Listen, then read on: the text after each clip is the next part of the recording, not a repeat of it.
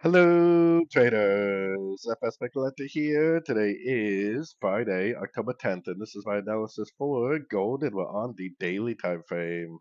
So on gold, yes, we did make an impulsive move down yesterday, and yes, we do have an engulfing move to the downside on the daily. But we really cannot say that this is definitely the end of a wave three because we do not have a break of structure to the downside yet, and we definitely don't have any significant lower high yet. This could possibly just be another pullback within the wave three uptrend. There is really no reason yet to say that this wave three is over.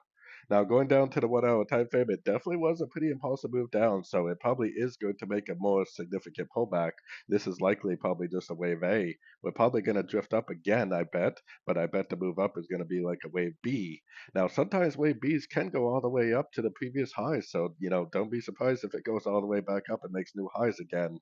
But eventually, it probably is going to make another push down for a wave C. With this big impulsive down and this break of structure, I would expect to see a more proper three-way pullback. Maybe something like this over here, maybe down to like the 50 to 61% before we perhaps end up continuing the higher time frame uptrend. Like I said, there's really no evidence yet to say that this wave three on the daily and weekly is complete yet.